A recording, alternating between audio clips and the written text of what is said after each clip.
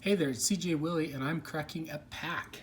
Today is pack number 16 of my science project of cracking a 1990 top cello box. Check out my preview video for the explanation on how this science project will test the theory to see if I can build a complete set from a cello box. I've added a link to my 1990 top cello box preview video in the description below. With all the packs that I crack, I will share my thoughts and memories about some of the players or cards. After I've cracked the pack, I'm going to choose the best card of the pack. It doesn't have to be a rookie, superstar, or even a Hall of Famer.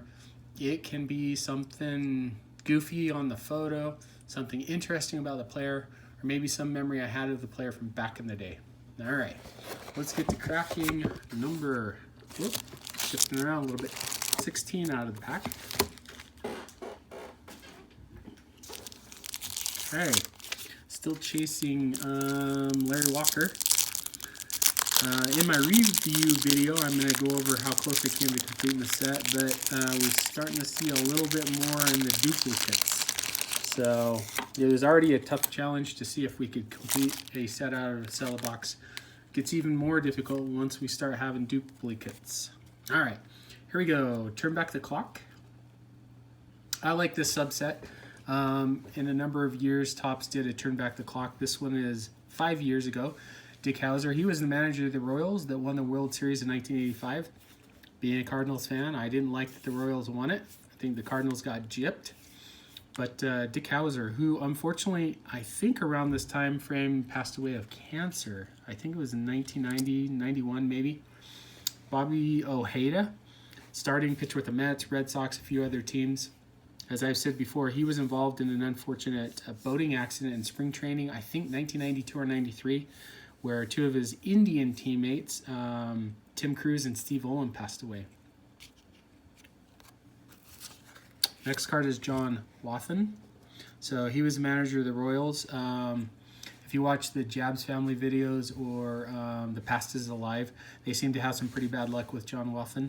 He was a decent catcher. Set a major league record for stolen bases in a season by a catcher. He was an okay manager, but didn't really get him to the playoffs. Greg Catterate spent a number of years as a lefty reliever with quite a few different ball clubs. Yankees and A's are a couple of those. Kevin McReynolds, he was a member of the Padres and then later on the Mets. Being the Mets were in the National League East with the Cardinals, there's a lot of rivalry. McReynolds was a decent baseball player. Bob McClure spent some time with the Angels, Brewers. This photo looks to be like it's been photoshopped a little bit. Maybe we'll take a look at the back. The hat looks unusually large. Even though, baseball hats back in the day were just weirdly tall in the front. I wonder if he may have come late in the season to the Angels. No, he spent the entire year with the Angels. 1.55 ERA, 6-1 record. That's pretty darn good.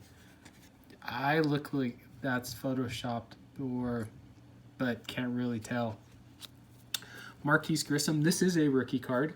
So Marquise Grissom had a really good career with the Expos, the Braves, the Indians. Not quite Hall of Fame level, but he was a pretty stable, everyday Eddie outfielder. Steve Balboni with the Yankees. Early in his career with the Royals, power-hitting first baseman. Wasn't the greatest fielder and struck out a ton and had a low batting average, but one of those guys like Rob Deere, some of the others, Dave Kingman, that could just hit home run after home run. Mark McGwire, this is a cool card. I'm a fan of Mark McGwire. Spent some time with the Cardinals. Unfortunately, got caught up in the steroid craze. He'd be a surefire Hall of Famer if it wasn't for all that. So his rookie card was an 85, but he was on the Olympic team. First regular issue was 1987 Topps. So he had a handful of years under his belt by the time 1990 Topps came around. Brian Meyer, I don't remember much about him other than being kind of a middle innings reliever guy. He's got a pretty serious look on his face. Looks like the photographer made him upset in spring training when they were taking the picture.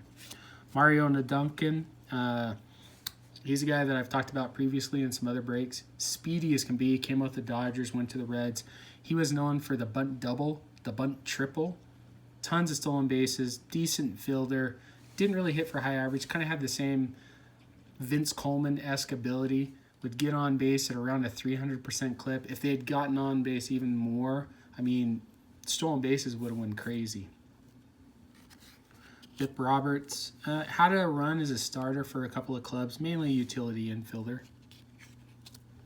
Mike Krukow, currently I believe he's the color analyst with the Giants. He had some success with the Roger Craig split finger fastball. 89 was a great year with Krukow and some of his teammates as they got the Giants into the World Series but couldn't get past the Oakland A's. John Wetland, he's had some trouble with the law recently. I don't know that I'm going to spend too much time on him. Glenn Davis, he was the face of the Astros on the offensive side in the 80s toward the early 90s until Jeff Bagwell took over. Davis later went from the Astros to the Orioles to make room for Bagwell. Had some decent power and was a pretty sturdy cog to their lineup. Top send away, get yourself some pages. Jose De Leon came out with the White Sox. Actually, I think he came out with the Pirates, then went over to the White Sox. I believe he's had 19 losses in 1 year with the Pirates when they were a really miserable team. Was okay with the Cardinals. Yeah, there you go. 1985 with the Pirates. 2-19. Jim Eisenreich. Had an interesting story about him if you want to look up on Wikipedia. He came up as a rookie, had a really great year. Well, not a great year, but a good year for a rookie. Suffered from, I think it was Tourette syndrome, was out of baseball for quite a while, and then made a comeback and had a relatively decent career for 5 or 6 years. Rick Cerrone, backup catcher for a number of teams, Red Sox, Yankees. I can't remember some of the other ones. Ryan Sandberg, Hall of Famer. Great player. The memory I have is 1984 Cubs and Cardinals, NBC Game of the Week. It was windy day in Wrigley, balls flying out of the park. It's a seesaw battle. I think in that particular game, I think one of the Cardinals, it may have been William McGee, hit like 3 home runs in the game. Cardinals go ahead. Ryan Sandberg comes up against Bruce Sutter and smacks, I think, like a 3-run home run, walk-off to win the game in the 10th inning.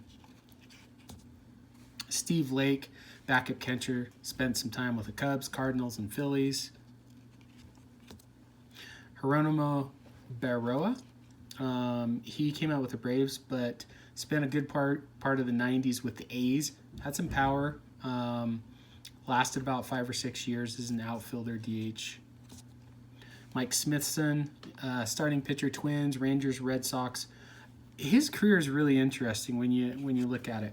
I mean, he had pretty much a 500 career, but you know, for a guy in the 80s, he started a ton of games, but he also gave up a ton of runs.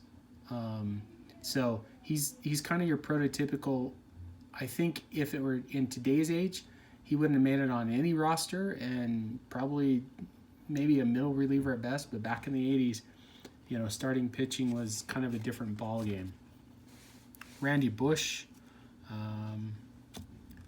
Got to flip him a little bit. Mike Scott. He was the main cog of the Astros rotation in their run in the playoffs in '86. He had a phenomenal year. In fact, I'm pretty sure my memory is correct. This is my memory of Mike Scott. The Astros clinched in 1986 against the Giants, and I believe the clinching game, Mike Scott threw a no-hitter. Pete Smith, starting pitcher with the Braves. Ken Howell, kind of a middle reliever, spent some time, I know, with the Phillies. I want to say the A's and the Yankees. I might be wrong on that. Looks like the Dodgers, and then moved over to the Phillies.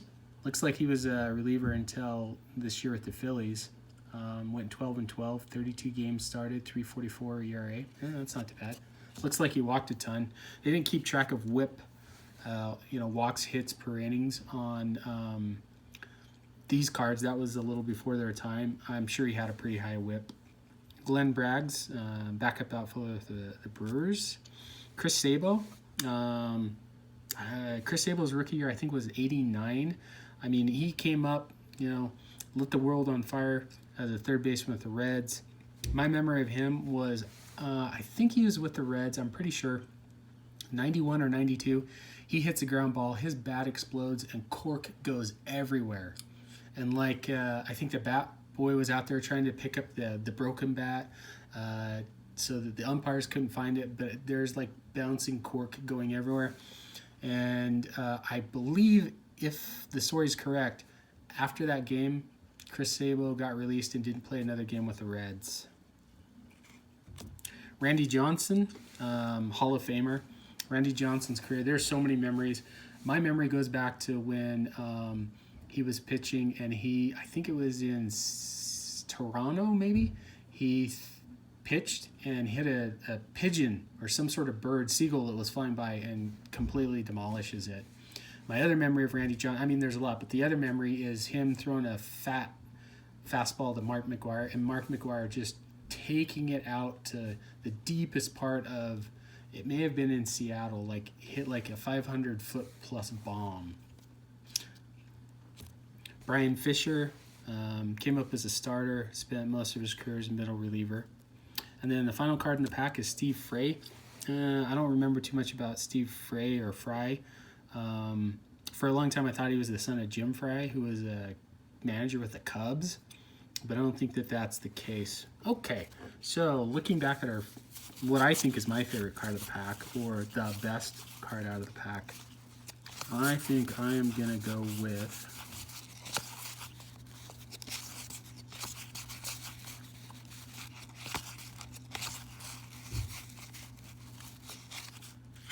Mark McGwire. And I'm not going to go with this because of him being a Cardinal later on and hitting 70 home runs. During the end of the 80s and the beginning of the 90s, Mark McGwire was the hottest card. He was one of the hottest players that you could pull. His cards had tons of value. His 1985 rookie card was just $100 and climbing. His 1987 first-year Donruss card was just off the charts as well. And, early on in his career, if you look at 1987, he led the league with 49 home runs, and then 32 and 33. I mean, he had a ton of power. And a lot of people are fans of Mark McGwire even before he got to the point of being with the Cardinals and hitting 70 home runs. I definitely remember in the late 90s, his card was a hot card to collect.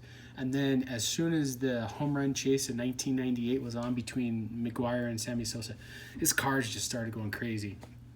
Now most of his rookie cards you can get relatively cheap because the steroids thing, him probably never getting into the Hall of Fame, you can pick up his 85 rookie card relatively cheap in good condition. Anyway, hope you enjoyed the video. If you did, please subscribe and share. In the comment section, tell me what your favorite card or best card out of the pack was. Until next time, when I crack pack number 17 from my 1990 Top Cello box, remember, I'm doing this for science.